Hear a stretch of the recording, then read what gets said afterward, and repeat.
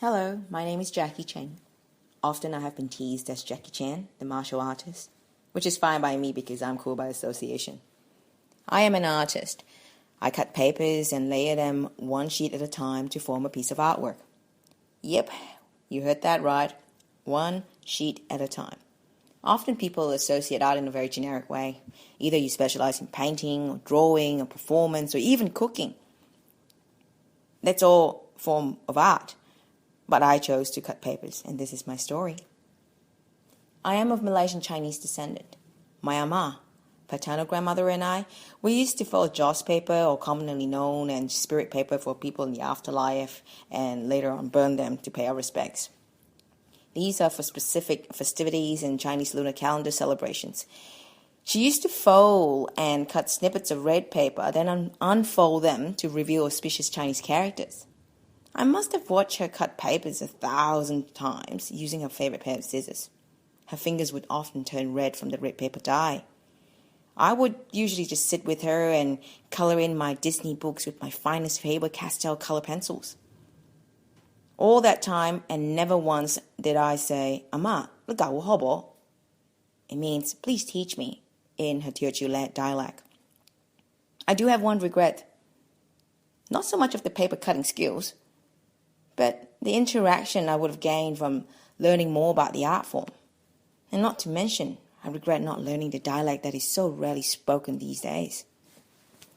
Language is a very funny thing. English language is by far the hardest language to learn. It was my second day in Australia, and I was waiting at the bus stop. A gentleman walked past and said, "How are you going?"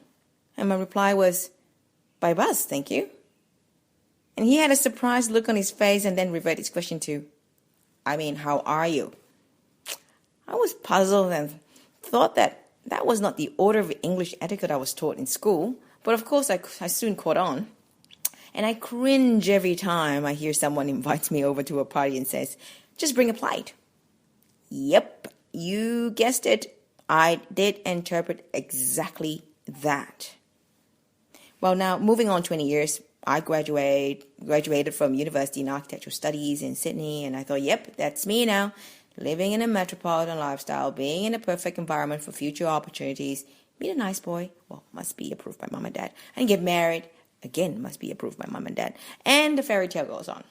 But alas, like a familiar story, I came to Broome, Western Australia, for a little holiday with a family for a 2-week babysitting job. The attractive scenery and the raw beauty of this no-nonsense land called the Kimberley has opened my eyes and heart on how little I know about life and beyond. And the penny dropped. I was determined to stay, learn, and embrace everything. Scared? Absolutely. Curious? Well, it's only natural to be curious. So living in Broome has sparked up so many hidden memory files I store about, my childhood experiences, and most importantly about who I am, my culture and my homeland. I learned to cook more traditional Chinese dishes, spoke more Chinese than I ever did since moving to Australia, and most importantly, embraced the cultural melting pot of Australia and in Broome. And I've been the busiest little bee that I ever was. I was busy cutting papers and embracing the joy of watching something grow before my eyes. And people often ask me, how long does it take you to do this? Well, between 1 to 3 months at a time for a piece. Well, where is your starting point? Well, it really depends on individual artwork. Well, who inspire you? Everyone that I've come in contact with, young, old, near, and far, and most importantly, everyone around me, my family, friends, you name it.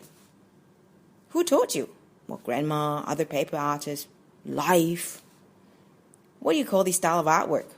Well, paper art, paperscapes, paper architecture, paper cutting, all things paper, I suppose. And after explaining all that, they usually go back and ask, question 1 and 2 again. How long and where did I start? Well, I think when the eyes temporarily refuse to collaborate with the brain, it usually causes a beautiful paradox, a confusion and awe at the same time. It is truly very simple.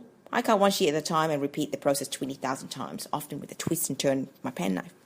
I was often asked to teach paper cutting skills. In fact, I did at one point, but I was unsuccessful. I thought I taught what I possibly could, but I couldn't teach patience, the very core value of any practice. The funny thing is, no one ever asked me about what's going on in that wee brain of yours when you are in the paper cutting zone. Well, as we all know by now, English is not my first language, so I do take a while to reflect and digest all information I absorb during my normal workday. Whether it's a conversation with a student or a phrase I've heard, such as, "on your mate, don't come the raw problem with me." I mean, what? I've been living in Australia since 2001. I have developed an accent. Well, according to my mom. Because every time I say, "Cheers, mate," she says, "Ah, yeah, you're such a banana girl." Well, the translation is that I'm yellow on the outside and white on the inside.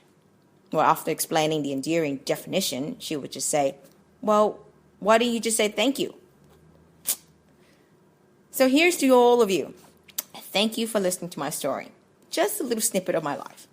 Thank you, Australia, for the encouraging and kind words you've bestowed on me on my artistic practice, to which I am forever humbled. And I will not be here without all, and I mean all the people I met along the way. You learn from bad experiences, and you certainly learn and improve from great experiences. Every day is a journey. So, cheers, mate.